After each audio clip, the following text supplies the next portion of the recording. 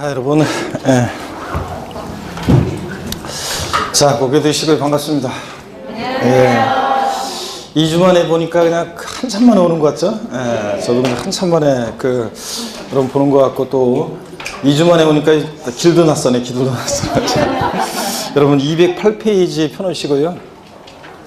재산세 과세 표준입니다. 208페이지 재산세 과세 표준 보기 전에 납세무자를 마무리를 좀 짓도록 하겠습니다. 208페이지 펴놓으시고, 지난 시간에 우리가 등록면허세하고 재산세 좀 배웠는데, 쭉 복습을 하기에는 여러분들을 또 2주 전이어가지고 다 까먹어가지고 더 머리가 아플 거란 말이죠. 바로 그냥 문제만 좀 풀어드리고, 그리고 문제만 바로 풀어드리고, 그 다음에 문제는 풀어야지. 그래도 문제는 풀고, 그 다음에 진도를 나가도록 하겠습니다. OX 문제 한번 봅니다. 기본과정 2월 13일 거, 오늘 등록면허세하고 재산세 1이요. OX 문제부터 봅니다. 1번 보니까요. 부동산 등기하는 경우에 등록면허세는 부동산 취득일로부터 60일 이내에 신고 납부해야 한다. X 여러분들, 자, 등록면허세는 원칙적으로 기간이 있다 없다? 없습니다. 그래서 등록하기 전까지입니다. 상속증여 포함해서 등록면허세는 등록하기 전까지 신고 납부합니다. 그래서 1번 X고, 2번 상속을 원인으로 등기하는 경우에 등록면허세는 상속 개시일에 속하는 달의 말일로부터 6개월 이내 신고 납부해야 한다. 금방 제가 얘기했죠. 상속증여 포함해서 등록면허세는 언제까지? 등록하기 전까지입니다. 기간 나면 안 돼요. 취득세랑 헷갈리면 안 되고. 그래서 2번도 X고, 3번 보시면은 부동산에 대한 등록분 등록면허세 과세 표준은 취득 당시 신고가액으로 한다. X 여러분들, 우리가 취득세나 등록면허세나 둘 다 신고 납부하는데, 그래서 원칙 과세 표준을 납세무자 결정하죠. 신고하는 가액으로 하는데, 다만 결정적인 차이점이 취득세는 취득 당시 가액인데 등록면허세는 등록 당시 가액이라는 거. 그래서 등록 당시 신고가는 가액이고요. 3번 X고, 4번 사실상 취득가액을 과세 표준으로 하는 경우요. 국수공판법 부과 등 객관적 취득의 경우 사실상 취득가액을 등록면허세 과세 표준할 때 취득 당시 가액이 1억 원이었고, 등록 당시 자산 재평가의 사료 그 가액이 1억 2천만 원이 된 경우에도 자산 재평가 전의 가액인 1억 원을 등록면허세 과세 표준으로 한다. X 여러분들? X예요? 예. 우리가 취득세는 취득 당시고 등록면허세는 등록 당시 가액을 기준으로 하니까 취득 후 등록 당시 자산 재평가나 감가상각 등의 사유로 가액이 변경되면 등록면허세는 뭘 과세 표준한다? 그 변경된 가액을 과세 표준한다 그랬습니다. 그 변경된 가액이라는 것은 등기등록일 현재 법인장부나 결산서 등으로 증명되는 가액을 말하고요. 그래서 여기서는 재평가 전의 가액인 1억 원이 아니라 재평가 후에 가액인 1억 2천만 원을 등록면허세 과세 표준으로 한다. 이렇게 돼 있어야죠. 예. 그 다음에 5번 보시면 2019년 5월 30일 대상 재산에 매매 잔금을 수용하고 소유권 이전 등기한 매도인은 당연도 재산세 납세무가 있다. 자, 6월 1일 기준으로 항상 재산세는 판단하죠. 6월 1일 이전에 5월 30일 날 잔금도 치렀고 등기까지 됐으니까 사실상이든 공부상이든 완벽하게 누구 거예요? 매수인이 6월 1일 현재 소유하고 있죠. 그래서 매수인이 납세무자입니다. 그래서 매도인 틀렸고요. 6번에 보니까 공유재산의 경우에 공유자 중에서 지분이 가장 큰 자가 재산세 납세무가 있다. 공유재산의 경우 재산세 납세무자는 공유자 중에서 지분이 가장 큰 자로 한다. 또 예를 들자면 지분에 표시가 없을 때는 지자체 장이 지정하는 사람으로 한다. 최연장자로 한다. 다 틀리고 공유재산 항상 지분이 있으니까 누구? 지분권자 각자. 지분권자 각자입니다. 지분에 표시가 없을 때도 지분이 균등한 것으로 봐서 누구? 지분권자. 하여튼 공유재산은 지분권자입니다. 지분권자고. 7번 보시면 신탁법에 따라 수탁자 명의로 등기된 신탁재산의 경우에 위탁자로 구분된 재산에 대해서 그 위탁자가 납세를 준다. 신탁재산 누구? 수탁자가 납세무자라고 했습니다. 신탁재산은 수탁자 납세무자고. 8번에 보시니까 재산세 과세 기준 현재 소유권의 귀속이 분명하지 아니해서 사실상 수자를 확인할 수 없는 경우.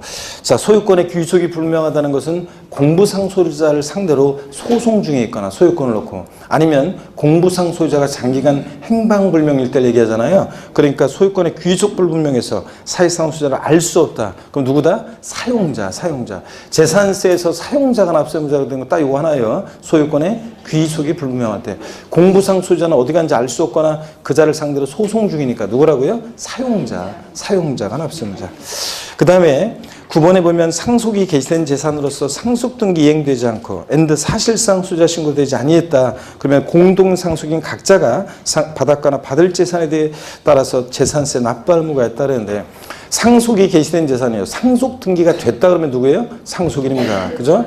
근데 상속 등기 안 됐다 그러면 누가 상속받을지 포기할지 모른다는 얘기죠? 또 상속 등기는 안 됐지만 사실상 소유자 신고를 했다. 그러면 신고된 그 사실상 소유자가 납세무자예요. 근데 둘 다 안 됐다 그러면 누구다? 주된 상속자. 그래서 주된 상속자고 결정의 제 1순위는 누구라고 했습니까? 민법상 상속 지분이 가장 높은 자. 자, 민법상 상속 지분이 가장 높은 자가 2인 이상이다 그러면 누구? 연장자. 나이가 제일 많은 사람이고. 자, 그래서 여기서는 주된 상속자입니다. 10번에 보니까 법령이 정하는 요건을 갖춘 골프 연습장은 재산세 과세 대상이 된다 그랬는데 자 취득세에서 그랬지만 우리가 취득세 대상, 재산세 대상이 되는 건축물 그러면 건축법상의 건축물, 건물뿐만 아니라 골프 연습장 나왔다, 레저시설 나왔다 뭐 골프 연습장 같은 이런 시설물도 대상이 된다는 거. 취득세 대상도 되고 재산세 대상도 됩니다. 자 넘기시면요. 예. 둘 중 고르기 문제 나오는데요. 예.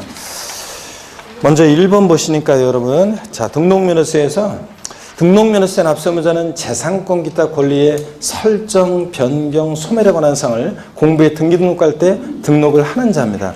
등록을 하는 자라는 것은 외관상의 권리자를 말해요? 사실상의 권리자를 말해요? 외관상의 등기 권리자를 말한다. 그럼 등기 권리자니까 등기부상 권리가 증대되는 등기 권리자니까 등록면허세 납세무자예요. 무슨 설정 등기할 때 누구라고 그랬어요? 권자. 설정 등기는 권자. 말소 등기는 누구다? 설정자. 그 등기 설정자. 그래서 자 권자가 납세무자니까 저당권 설정 등기에 대한 등록면허세 납세무자는 누구라고요? 저당권자입니다. 권자. 설정 등기는 권자. 자 저당권자 채무자의 채권자예요? 채권자가 저당권에 대한 권리를 갖죠. 그래서 저당권자인 채권자이다. 이렇게 되어 있어야 되고요. 2번 소유권 보존 등기에 대한 등록면허세 세율은 부동산 가격의 1,000분의 8이에요. 1,000분의 28이에요. 우리 소유권, 자, 등록면허세 소, 가, 지 없는 애들, 소유권에 관한 등기, 가등기, 지상권 설정 등기. 소가지 없는 애들은 꼭 뭘 과세 표현하려고 소가지 부린다? 부동산 가액. 그래서 등록면허세에서 소유권 보존 등기, 이전 등기. 원래 이거 나오면 안 되죠? 소유권에 관한 등기는 자, 취득을 원인으로 하는 등기잖아요. 그래서 원래는 어디로 갔어요? 취득세로 통합이 됐습니다. 그잖아요. 소유권 보존 등기, 이전 등기는 취득을 원인으로 한 등기니까, 저 건물 신축했다. 또 매매나 증여동을 이전받았다. 취득을 원인으로 하는 등기니까 얘네들은 원래 취득세로 갔는데 통합돼서 등록면허세 원칙 과세되지 않는데 예외적으로 과세되는 경우가 있었죠. 취득세 부과 제척기간이 만료했다거나 면세점이 적용된다거나 또 광업권, 어업권 취득에 따른 등록이라든가 외국인 소유의 취득세 대상 물건에 따른 취득세 대상 물건에 대한 연부 취득에 따른 등기 등록이나 이런 것들은 취득을 원인으로 하지만 자 등록면허세가 과세되는 경우죠. 예외적으로 취득세가 부과되지 않으니까 등록은 공짜로 안 해지고 그럴 때 소유권 보전 등기만 이전 등기만 할 때 등록면허세가 부과돼요. 그죠? 그래서 예외적으로 소유권에 관한 등기가 나올 때 보전 등기 등록면허세 세율은 어떻게 했어요? 보8 법팔로구도 짝퉁구도 보8 그러니까 보전 등기 보8이니까 1,000분의 8입니다. 1,000분의 28이 아니에요. 취득세는 원시 취득했을 때 원8 2.8% 그래서 자, 원시 취득했다 보존 등기 자, 비용 0.8%하고 옛날 취득세 2%가 통합돼서 지금 취득세 원시 취득했을 때 표준세율은 2.8%잖아요. 그래서 1,000분의 28이 아니라 등록면허세 보존 등기는 보8 등기비용만 받으니까 1,000분의 8이라는 거예요. 이걸 주의하셔야죠, 여러분들. 네. 그 다음에 3번 보면 임차권 설정 및 이전 등기에 대한 등록면허세 세율은 월임대차 금액이에요? 임차보증금이에요? 월 임대차 금액이에요. 세율은 1,000분의 2예요? 1,000분의 20이에요? 예? 1,000분의 2입니다. 소유권 2의 권리들은 전부 다 세율이 가등기, 뭐 저당권, 임차권, 지역권, 전세권 등등 설정 및 이전 등기할 때 소유권 2의 권리들은 세율이 무조건 1,000분의 2입니다. 0.2%. 그 다음에 또 보시면요. 4번입니다. 등록면허세를 비과세 받은 후에 해당 과세 물건이 등록면허세 부과 대상이 됐어요.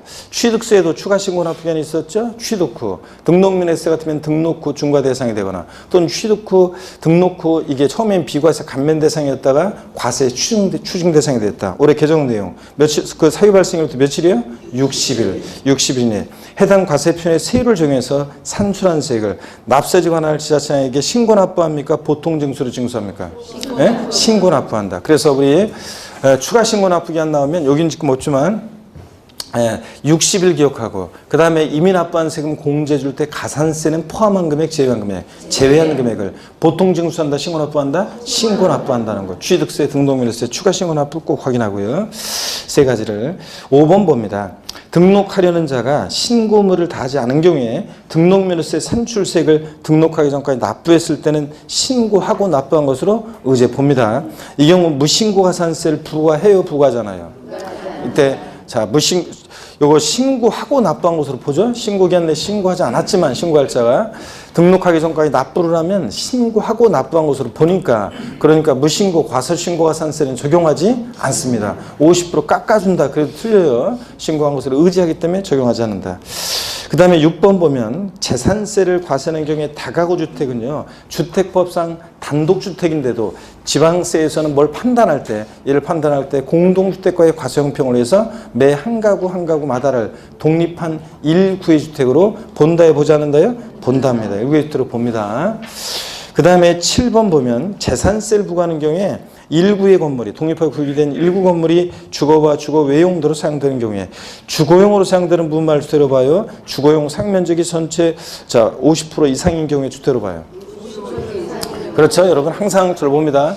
주거와 주거 이의 겸용주택 나올 때 건물 한 개동, 1동 건물이 1층 상가, 2층, 3층 주택 이렇게 1동의 건물이 겸용주택일 때는 항상 뭘 기억하고 주거 부분만 주택이고 주거 면적이 크더라도 주거 부분만 주택. 근데 독립하여 구입이 된 1구 건물이요. 한 개층 전체가 구입이 되어 있으면 1구 건물이 될 수 있고 한 개층을 101호와 102호로 나눴고 출입문 별도로 되어 있고 그럼 각각 101호와 102호가 1구 건물이 됩니다. 그럴 때 1구의 건물 나오면 항상 겸용주택 뭘 기억해? 50%. 주거용 상면적이 100분의 50 이상이면 보다 주택입니다. 얘는 자 전부 주택이고 50% 안 되면 주거부만 주택이고 50% 이상이면 50%만 돼도 이 1구 건물은 뭐가 된다? 주택으로 봅니다. 자 그래서 여기선 주거용 상면적 50% 이상 이거 해야 되고요. 8번 봅니다. 주택의 건물과 부속토지 소유자가 다를 경우에 그 주택에 대한 산출세액을 건축물과 부속토지 면적 비율로 계산해요? 아니면 시가순액 비율로 안분 계산한 부분에 대해서 소유자를 납세자로 봅니까?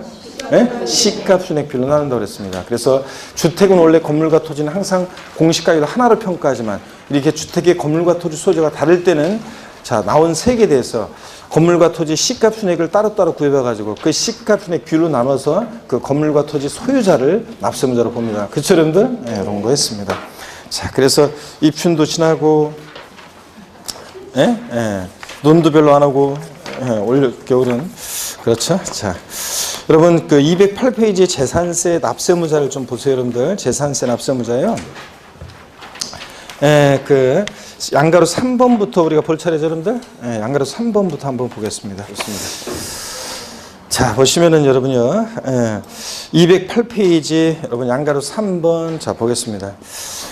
그 뭐 종호표는 그 종호표 그 저 책이 좀 빨리 나오는 바람에 올해 하여튼 올해처럼 하여튼 책 쓰기 힘든 저기는 하여튼 12월 그 중순까지 말까지 그 원고 넘긴 곳은 그래도 좀 이렇게 그 최대한 반영해가지고 했기 때문에 조금 더 책이 뭐랄까 좀 개정된 내용이 중간 바뀐 내용이 좀 적어서 정오표가 양이 적어요. 그런데 그것도 지방세 같으면 12월 말에 입법 예고된 것과 다르게 12월 말에 통과가 된 게 있고 또 1월 달에 개정 소득세법 시행령, 종부세법 시행령 입법 예고가 나왔는데 요거 이제 자 어제 이제 최종 확정됐어요.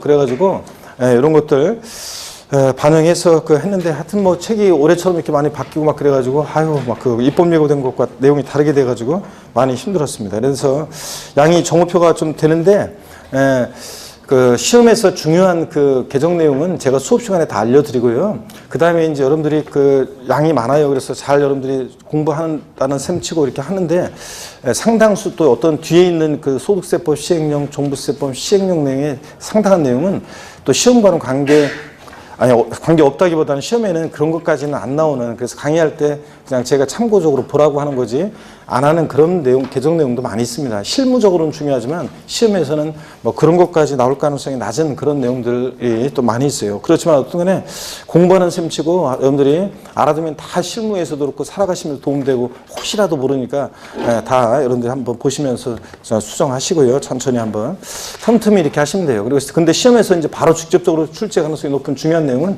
제가 수업 시간에 다 얘기를 해드립니다, 여러분들. 자, 일단 208페이지 여러분 보시면, 그래서 정오표 받으셨죠, 여러분들? 네, 못 받으신 분들은 사무실에서 받으시고요. 자, 208페이지 보니까 재산세 납세무자, 의제 납세무자 계속 보겠습니다. 양가로 3번을 보면요, 매수계약자가 되는 경우인데 동그라미 1번 한번 봅니다.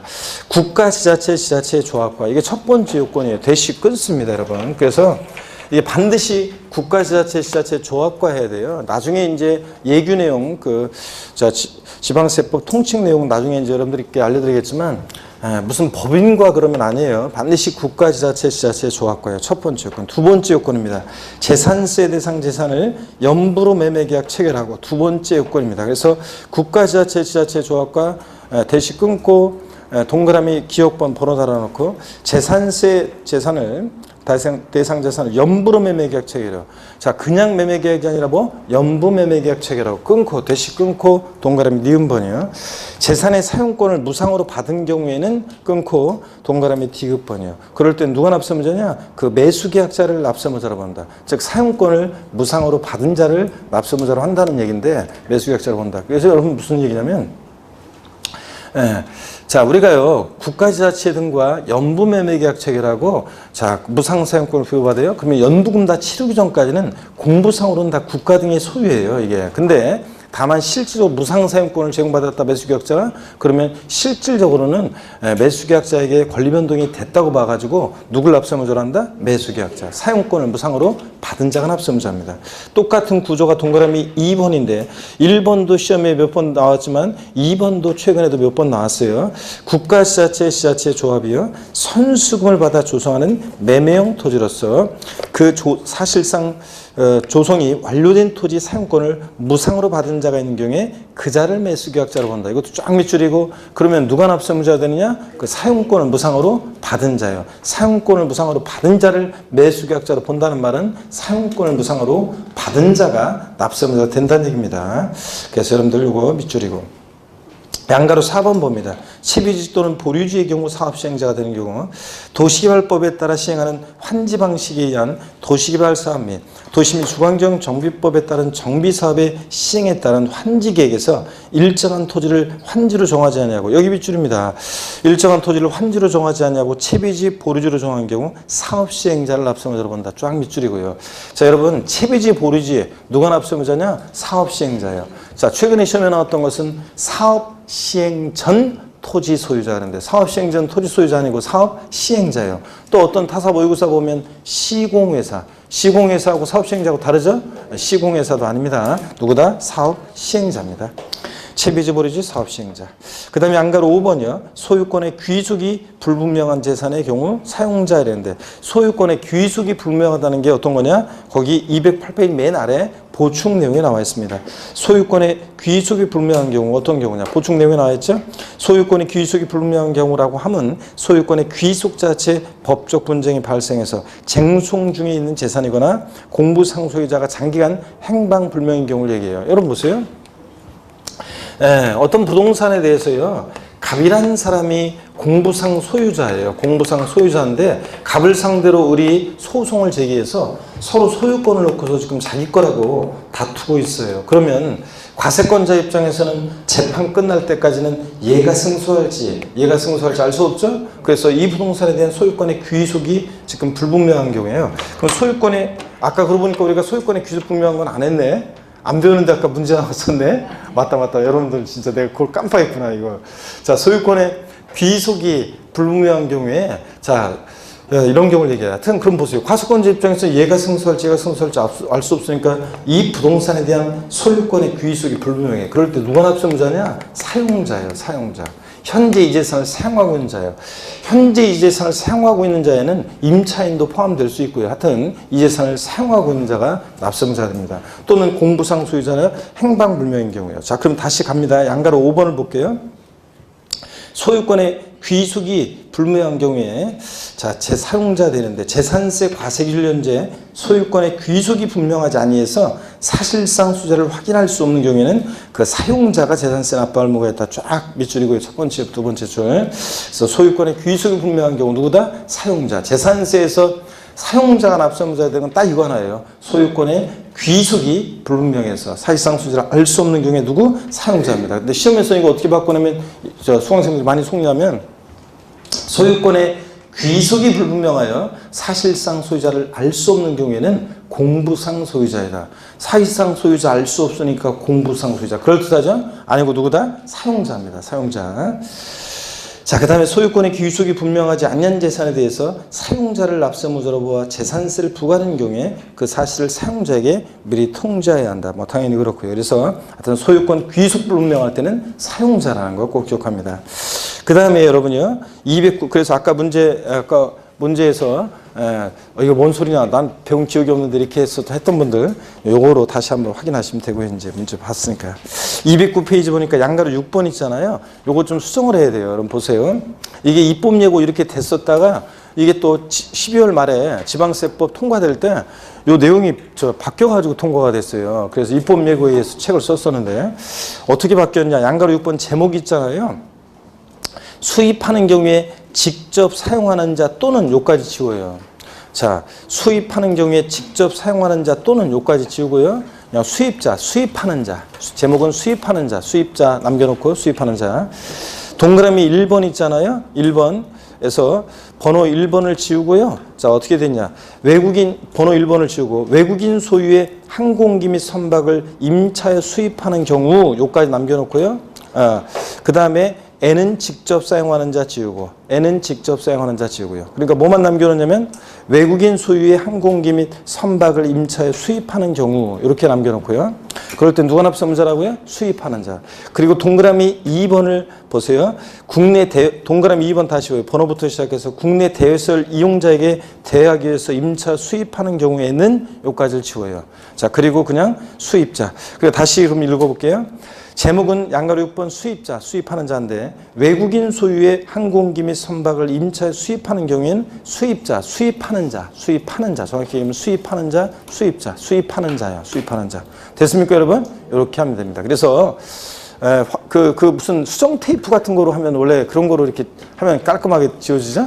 원래 그런 거로 이렇게 하시고요. 자, 그 다음에 보충 내용 나중에 보고요. 핵심 정리 여러분 보세요. 핵심 정리.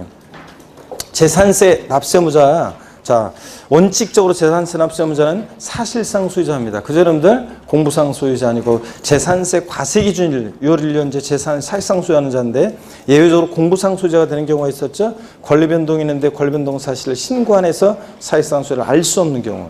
또 그럴 때 공부상 소유자고 실제 종중재산인데 공부상 개인 명의로 등재되어 있고 종중수임을 신고 안 했다 그러면 누구고? 종중이고.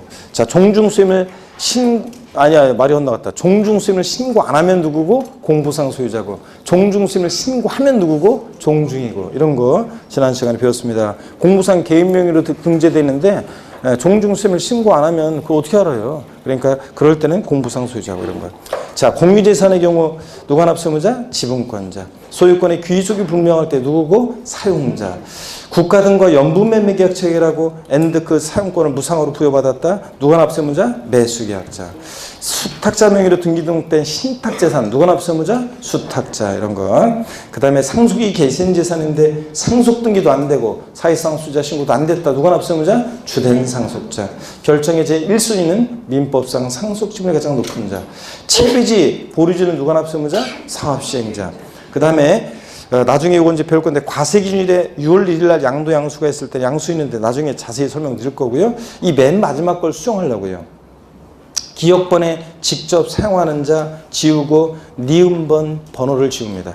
그래서 뭐만 남겨놔요? 수입자, 수입하는 자, 수입하는 자만 남겨놓고 그 다음에 기업번에 번호를 지우고 외국인 소유의 항공기 및 선박을 임차하여 수입하는 경우 남겨놓고 니은번은 다 지워버립니다. 니은번 국내 대유시설 이용자에게 대하기 위해서 임차 수입하는 경우 쫙 지우고요. 동그라미 2번은 싹 지워요. 그럼 뭐만 남겨놔요? 수입하는 자.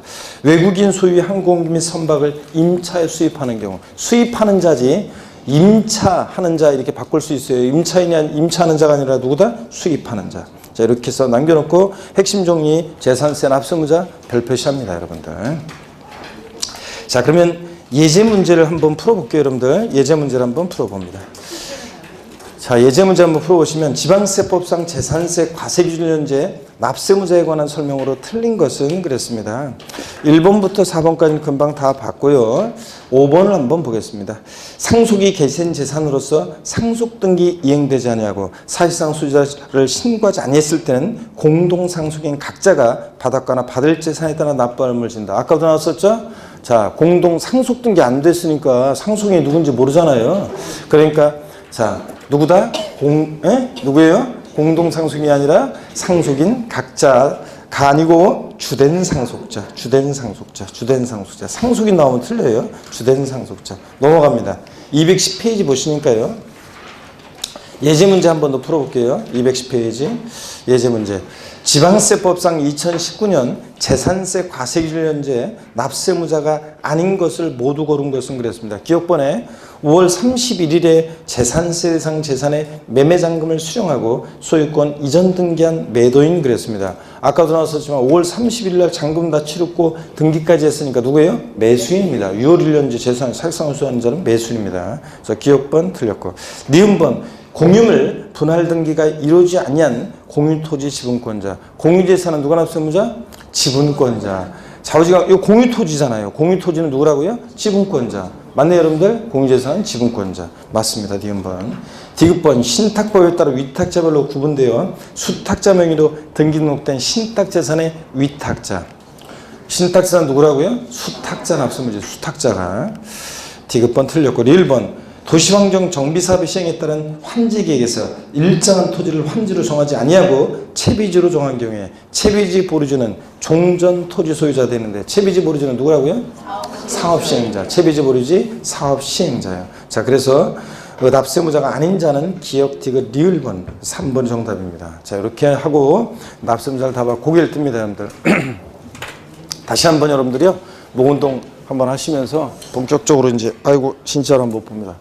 어깨도 돌리시고 자 아이고 몸을 좀 프리스타일로 풀으신 다음에 이제 본격적으로 210페이지 재산세 납세무자 중요했고요. 시험에 납세무자는 뭐 계속 지금 나오고 있지만 또 나온다고 그랬습니다. 30배 시험 잘 보셔야 되고 제4절 과세표준 및 세율을 봅니다. 이 과세표준 세율 세금 계산 어떻게 할 거냐는 다른 세금도 다 중요하고 역시 재산세도 항상 과세표준과 세율은 출제 1순위입니다. 그래서 묶어서 한 문제 나오기도 하고 따로따로 나오기도 하고 종합 문제 속에서 나오기도 하고 거의 뭐 항상 출제 1순위니까 자, 잘 보셔야 되겠습니다. 먼저요 재산세 과세표준 어떻게 일정되는지 제가 먼저 설명을 드리겠습니다, 여러분들. 자, 여기 봅니다.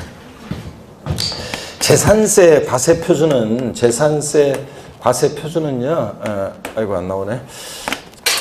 자, 재산세 과세표준은 보시면 재산세 과세표준은 재산가액입니다. 재산가액인데 그 보유하는 재산가액 과세표준인데 이거요 누가 결정하느냐? 보통징수하는 세금이니까 지자체장이 결정합니다. 그렇죠, 여러분들? 그래서 재산세 과세표준은 과세 주체가 지자체장이 즉 세무공무원 이제 지자체장이 결정을 합니다.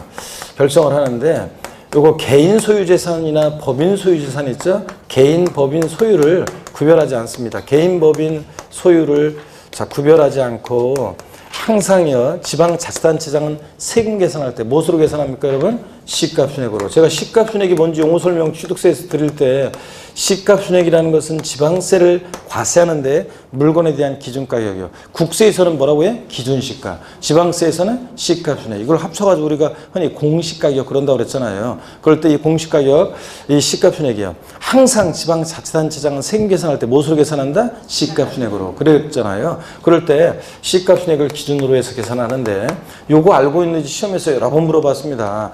법인이 소유하는 재산의 재산세 과세 표준은 법인 장부상 입증되는 가격으로 한다. OX요. 법인이 소유하는 재산은 법인 장부상 입증되는 가격으로 한다. X고 뭐로 합니까? 시가순액으로. 법인 소유 재산도. 국가나 지자체로부터 취득한 재산은 그 사실상 취득 가격을 재산세 과세 표준으로 한다. X입니다. 시가순액 1억짜리를 8천만 원에 국가나 지자체로부터 취득해요. 그럼 취득세, 등록면허세, 과세 표준은 뭐로 합니까? 8천만 원. 그 사실상 취득 가격으로 해요. 시가순액 관계없이. 근데 그거 취득해서 보유하고 있을 때 매년 반복해서 부과되는 보유세인 재산세예요.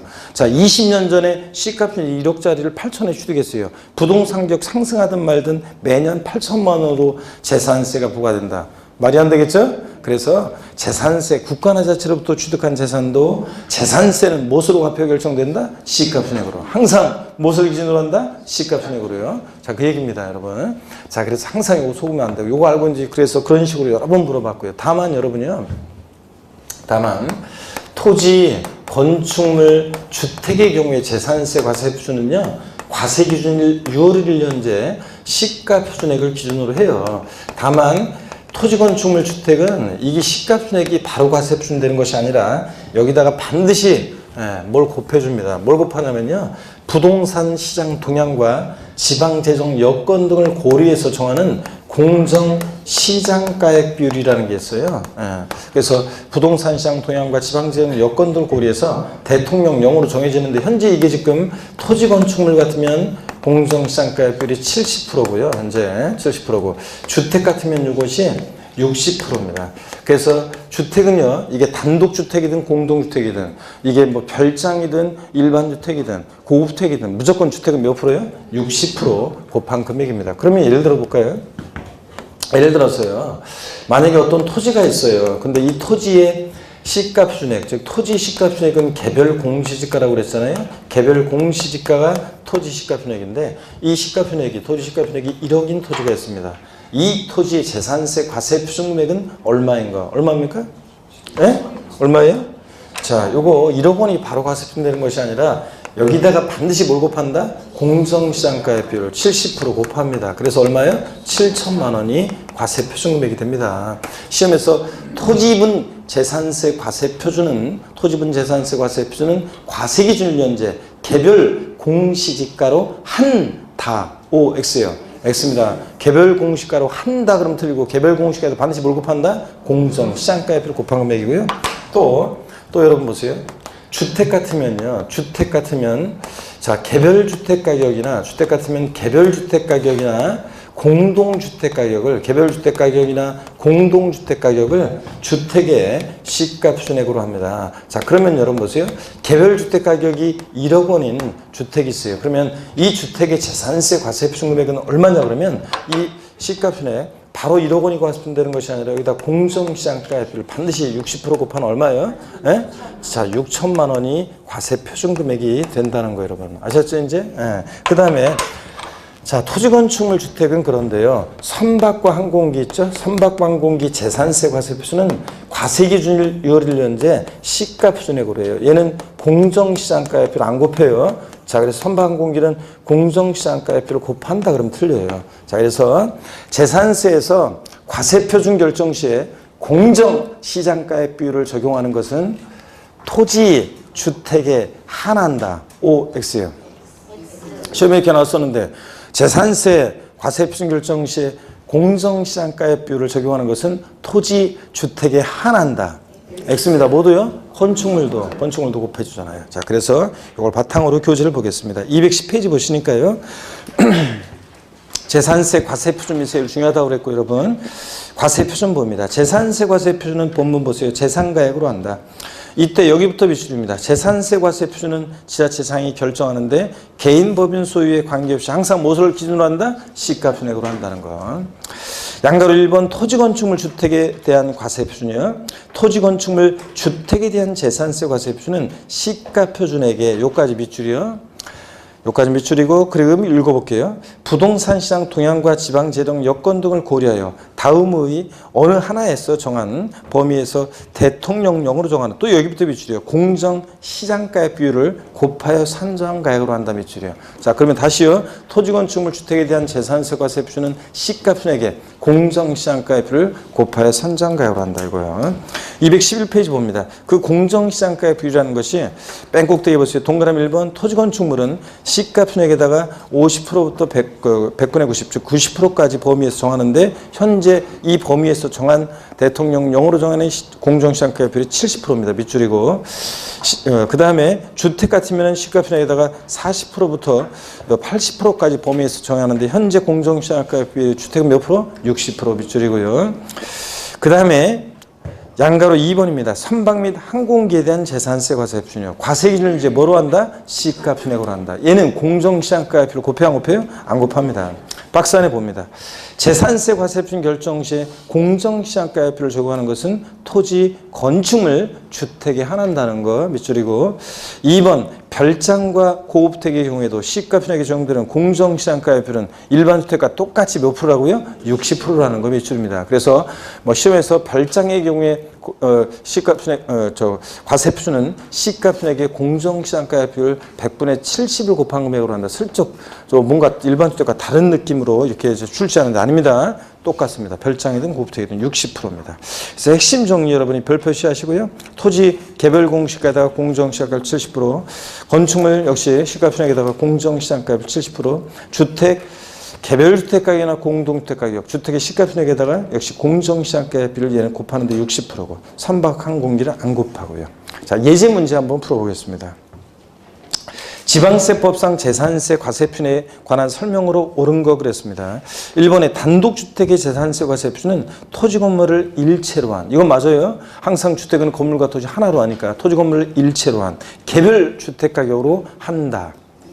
X입니다. 이렇게 끝나면 틀려요. 반드시 이 개별 주택 가격에다 뭘 곱해야 한다? 공정 시장가액 비율을 곱해야 됩니다. 안 곱했으니까 틀렸죠? 네. 2번 건축물의 재산세 과세 표준은 거래 가격 등을 고려하여 시장군수구청장이 결정한 가액으로 한다. 틀렸습니다. 건축물도 시가 표준액에다 뭘 곱해야 돼? 공정 시장가액 비율 70%를 곱한 금액입니다. 안 곱해서 틀렸어요. 자, 그 다음에 3번 토지 재산세 과세 표준은 개별 공시지가로 한 다 마침표, 이러면 틀리단 말이죠. 반드시 여기다 개별 공시가에다가 뭘 곱한다? 공정 시장가액 비율 곱해요. 개별 공시가가 토지 시가 편액이고 여기다가 공정 시장가액 비율 70%안 곱해서 틀렸습니다. 4번이요. 공동주택의 재산세 과세 표준은 법령에 따른 시가 편액에 100분의 60을 곱하여 산정가액을 한다. 맞습니다. 자, 주택이고 시가편액에다가 공정시장가액 비율, 주택이니까 몇 프로요? 60%. 주택은 뭐 무조건 60%. 그래서 곱한 산정한 거 맞잖아요. 제가 요 지문만 보면 항상 어떤 수강생이 생각나서 얘기해 드리는 수강생이 있는데 어떤 곳에 서 있죠? 제가 예전에 강의하는데 어떤 수강생이 아침에 제가 딱 오니까 이제 출근하니까 저한테 있잖아요. 로비에 기다리고 있다가 저한테 교수님 때문에 한 문제 모의고사 틀렸잖아요. 그래가지고 왜 그러냐고 그랬더니 교수님이 분명히 토지건축물 주택에 대해서는 재산세 반드시 시가편액에다가 공정시장가액 비율을 곱해야지 공정시장가액 비율 안 곱하면 틀리다고 그랬잖아요. 그랬지?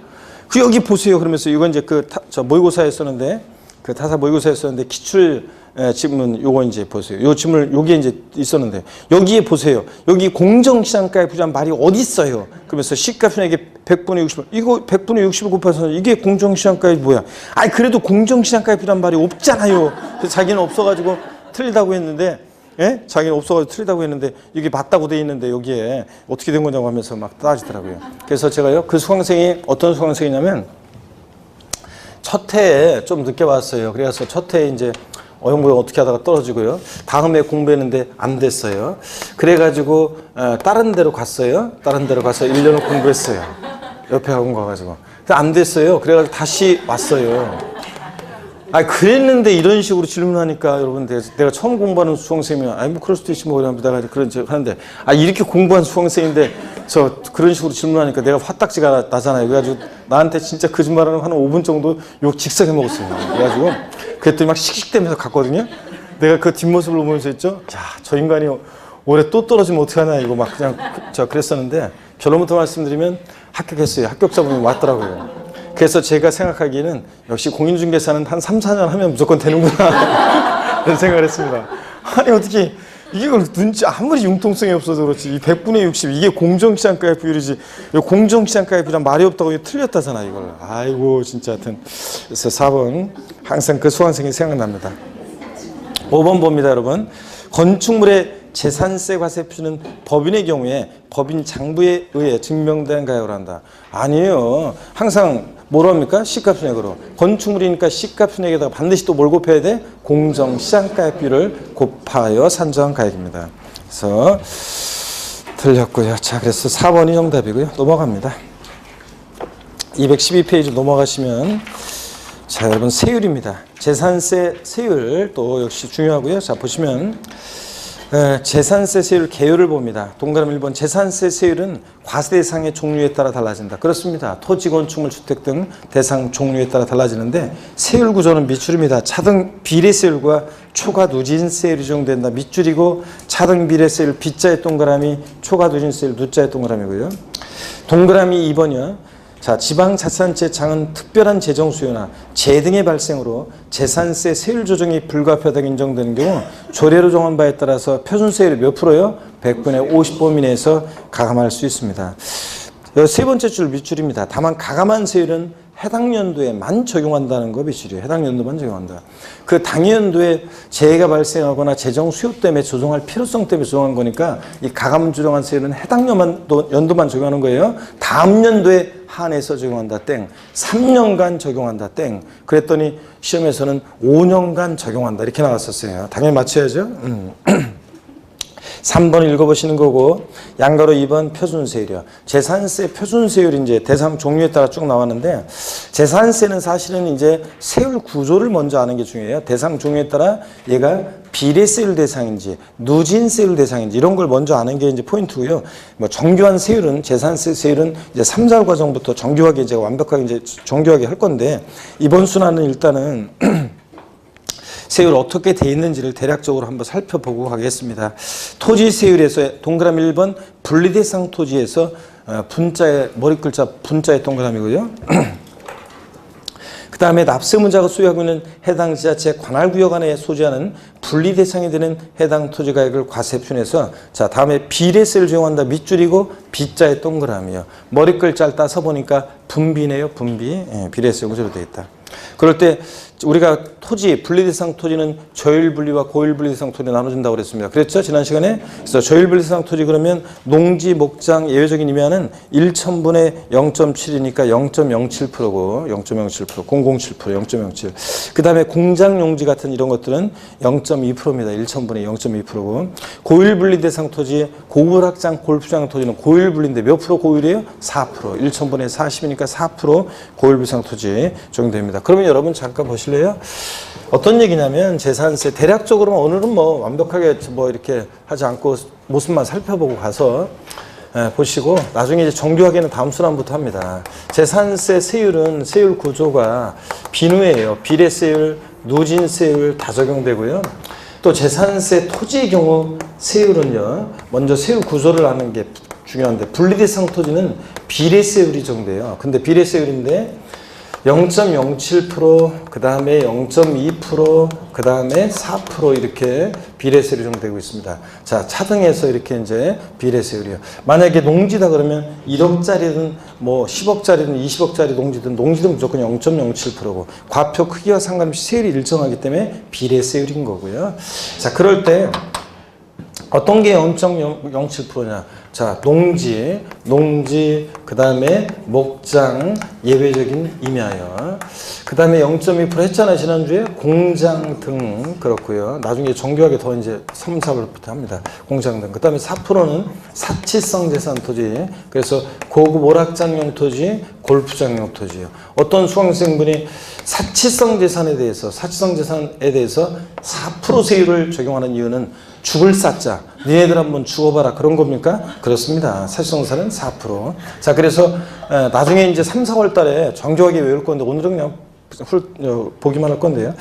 자, 다음 순환은 이제 정교하게 외울 때, 우리 007빵 게임 있잖아요, 여러분들. 007빵 하면 양쪽에 있는 사람, 으악, 이거잖아요. 자, 007 빵이 쏘니까 뭐다? 4 죽는다, 그런 얘기입니다. 007 빵이 4 비례세율. 나중에 이제 3, 4월 달 되면 분리상 토지 세율 외울 때, 정교하게 외울 때 계속 반복합니다. 이제 분리상 토지 그러면 분비인데 어떻게 외우냐? 007 빵이사 비례세율이요. 이걸 이제 이렇게 분리상 토지 다 세율을 이렇게 구분해서 외워둬야 돼요. 그럼 지금 처음에는 무조건 외워두면 나중에 이제 이걸 외운 것이 어떻게 적용돼서 활용하는지를 나중에 다 이제 써먹게 되는 거고요. 그래서 나중에 3, 4월 달에 이제 외우는 게 007 빵이사 비례세율, 분리상토지. 007% 어떤 게 있다? 농지, 목장, 예외적인 임야. 방위 프로는 공장 등, 4%는 사치성 재산토지. 이렇게 해서 이제 외우게 될 거고요.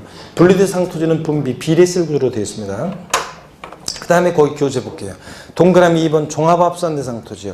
제목 종자의 동그라미고요. 그 다음에 한번 볼게요. 종합합산대상토지세액은 과세기준일 현재 해당 지자체 관할구역 안에 소지하는 종합합산 대상이 되는, 자, 여기부터 비추래요. 해당 지자체 관할구역 안에 소지하는 종합합산 대상이 되는 토지가액을, 여기가 포인트입니다. 계속 비추래요. 소유자별로 합산한 금액을 과세 표준액으로 하여 초과 누진세율을 적용한다. 밑줄 쫙이고 초과 누진세율에서 누자의 동그라미입니다. 그래서 원래 재산세에서 토지의 경우는 인세적 성격이 있다고 그랬잖아요. 합산과세하는데 소유자별로, 종합은 종합 합니다. 그래서 자, 종자의 동그라미고 초과 누진세율 누자의 동그라미니까 뭐예요? 종루. 종합합산상 토지는 누진세율 구조로 되어 있는데 그 표를 보니까 과세표준 과표 구간이 3단계로 되어 있어요. 3단계. 3단계로 되어 있는데 3단계로 과세표준 금액이 5천만 원 이하, 5천 초과 1억 원 이하, 1억 원 초과요. 자, 보세요. 누진세율이니까 과표가 커질수록 보세요. 세율이 0.2, 0.3, 0.5 커지잖아요. 그래서 과표 커지면서 세율이 누진적으로 증가하죠. 그래서 누진세율인데 초과 누진세율이라는 것은 무슨 말이냐? 자, 예를 들어서 종합합산 대상 토지 시가 표준액에다가 공정시장가액비를 적용했더니 과세 표준 금액이 6천만 원이 나왔다고 해요. 그러면 몇 번째 과표 구간에 해당돼요? 두 번째, 5천 초과 1억 원이야. 그럼 보세요. 10만 원 플러스. 10만 원이 어디서 나온 거냐? 위에 거기 5천만 원 곱하기 0.2%, 1천분의 2, 0.2% 하면 5천에 0.2%면 얼마예요? 10만 원. 플러스 5천 초과 금액에 대해서는 1천분의 3, 0.3% 세율을 적용해요. 그럼 6천이라고 했을 때 5천 초과 금액이 얼마예요? 1천만 원. 1천만 원 곱하기 0.3%니까 얼마예요? 3만 원. 산출세 얼마가 돼? 13만 원. 그래서 과세 표준 금액이 6천만 원인 종합합산 대상 토지 재산세 산출세액은 얼마가 나오는 거예요? 13만 원 이렇게 계산되는 거예요. 자, 여러분. 그 다음에 과세 표준 금액이 만약에 종합합산 대상 토지 1억 1천만 원이라고 할게요. 그럼 세 번째 과표 구간에 해당되죠? 그러면 25만 원 플러스 1억 원 초과 금액 1억 1천이라고 했을 때 얼마예요? 1천만 원. 초과 금액에 대해서는 몇 프로 세율 적용돼? 0.5%. 그러니까 5만 원. 합치니까 산출세 얼마가 돼? 30만 원. 이런 식으로 하는 게 초과 누진세율이에요. 초과 누진세율은 하나의 과표 구간을 초과할 때마다 초과되는 금액에 대해서, 지금 예에서는 1천만 원이 초과되는 금액이었죠? 과세 표준 금액을 초과되는 그 금액에 대해서는 해당되는 세율 0.3%나 이렇게 초과되는 금액에 대해서 0.5% 이렇게 세율 적용하는 거예요. 이걸 뭐라고 한다고요? 초과 누진세율이라고 합니다. 그래서 용어 설명 드렸습니다. 초과 누진세율이 뭔지 그렇게 감 잡으면 돼요. 과표관을 초과할 때마다 초과되는 금액에 대해서는 해당되는 누진세율을 적용하는 거예요. 하여튼 종합합산 대상 토지는 종루, 누진세율 구조로 되어 있습니다. 과표관 3단계로요. 3번 별도 합산 대상 토지 별자의 동그라미. 또 그 다음에 별도 합산 대상이 되는 토지세액은 과세기준 연재 해당 지자체 관할구역 안에 소지하는 별도 합산 대상이 되는 토지가액을 또 밑줄입니다. 해당 지자체 관할구역 안에 소지하는 별도 합산 대상 토지가액을 소유자별로 합산한 금액을 여기가 포인트고요. 과세표준으로 해서 그 아랫줄 맨 끝에 초과 누진세율 적용한다. 밑줄이고 초과 누진세율에 해서 누자의 동그라미요. 누자의 동그라미. 그러니까 뭐가 돼요? 별루죠. 자, 그럼 한번 보세요, 여러분들. 지금까지 본 얘기 어떤 거냐면 종합합산 대상 토지는 누진세율 적용돼요. 종로 누진세율인데 자 소유자별로 종합은 종합끼리 어떻게 한다고요? 합산해서 소유자별로 합산해서 과표관 3단계로 되어 있죠. 3단계 초과 누진세율 적용합니다. 그 다음에 별도 합산 대상 토지는 또 보니까 별로죠. 별도 합산도 누진세율 적용되는데 역시 소유자별로 합산해서 과표관 3단계 초과 누진세율이 적용됩니다. 그래서 재산세 여러분들이 지금 길게 나와 있는 얘기들 요거만 딱 일단 기억하는 거예요. 근데 재산세는 세율 구조를 알고 있어야 돼요. 이게 비례세율 대상이냐 누진세율 대상이냐. 나중에 이제 그게 왜 필요한지를 나중에 이제 알게 될 건데요. 여러분 보시면은 시험 문제에서 뭐 이렇게 나올 수도 있어요. 다음 중 과세표준 금액이 커짐에 따라 세율이 누진적으로 증가하는 토지는 그래요. 그러면 어떤 토지를 고르라는 거예요? 종합합산이나 별도 합산 대상 토지 고르라는 거예요. 나중에 이제 재산세 토지용과 이제 묶여져 가지고요. 자, 그런 식으로 문제 나오기도 하고요. 하여튼 이 세율 구조를 외워두는데 어떻게 외우냐? 연말에 여러분 그 제야의 종소리 들으려고 연말에 그 종로 나가고 막 그런 사람들 있잖아요. 저는 1999년에서 2000년 될 때 밀레니엄 시대가 열린다고 그래가지고 저도 광장에 나가서 사람들과 함께 새천년을 맞이하려고 광화문 광장에 갔다가 있죠. 됐다시 추운 데서 그냥 화장실 가면은 뭐 그 사람들이 뭐 남자 줄은 50m, 여자 줄은 100m 막 서 있고 막 그럴 정도로 추운데 굉장히 고생하고 그런 이유는 저는 절대로 연말에 어디 안 나갑니다. 자, 추운데 괜히 그냥 자 그래가지고 여기 보세요. 분비는 종로에 갔더니 보다 별로였더라 그런 얘기입니다. 자, 세율구조, 재산세, 토지 세율구조 어떻게 외운다? 분비는 종로에 갔더니 별로였더라 이렇게 외웁니다. 하여튼 이번 순환은 뭐 못해도 괜찮고 그냥 모습을 보는 거고 다음 순환부터 이제 정교하게 외우기 시작합니다. 분비는 종로에 갔더니 별로였더라. 분비, 종로, 별로고. 분리대상 토지는 007, 빵24, 비례세율이고 이런 식으로 해서 이제 우리가 하여튼 종합과 별도는 누진세율인데 소유자별 합산해서 과표관 3단계 초과 누진세율입니다. 그 다음에 거기 건축물 있잖아요. 213페이지 건축물 세율에서 건자의 동그라미고요. 건축물은 건자의 동그라미고 그 다음에 그 제목 건축물 세율 옆에다가 땡땡 해놓고 비례세율이에요. 무슨 얘기냐 여기 봅니다 여러분들. 건축물 돼 있잖아요. 그러면 건자의 동그라미고 자 건축물 옆에다가 자 땡땡 해놓고 비례세율이에요. 자 비례세율. 그래서 건축물은 건비 비례세율 구조로 되어 있습니다. 비례세율 해놓고 써놓고 비자의 동그라미요. 건축물 건자의 동그라미 땡땡 비례세율 써놓고 제목에다가 비자의 동그라미. 건축물은 건비 비례세율 구조로만 되어 있어요. 시험에서는 어떻게 나오느냐? 일반 상가 건축물의 재산세 세율은 1,000분의 1부터 1,000분의 4까지 3단계 초과 누진세율을 적용한다. X입니다. 초과 누진세율이 아니라 얘 뭐라고요? 비례세율 구조로 되어 있습니다. 과표 크기와 상관없이 세율이 일정한 비례세율이에요. 그래서 건비 이렇게 해놓고요. 건축물은 건비고 일반 건축물 봅니다. 사치성 재산 건축물과 법령이 정하는 지역 내 공장용 건축물 등을 제외한 일반 건축물은 과세표준액 밑줄입니다. 1,000분의 2.5를 적용한다. 즉 0.25%예요. 1,000분의 2.5, 0.25%고. 동그라미 2번과 3번은 나중에 차차 배워나갈 거고 동그라미 4번 사치성 재산 건축물이요. 골프장, 고불악장 건축물은 1,000분의 40을 적용한다. 밑줄 쫙입니다. 몇 프로요? 4%예요. 쫙 밑줄입니다. 자, 그리고 이제 주택에 대한 세율이 중요한데요. 잠시 쉬었다가 여러분요. 이어서 소개해 드리겠습니다. 잠깐 쉬겠습니다.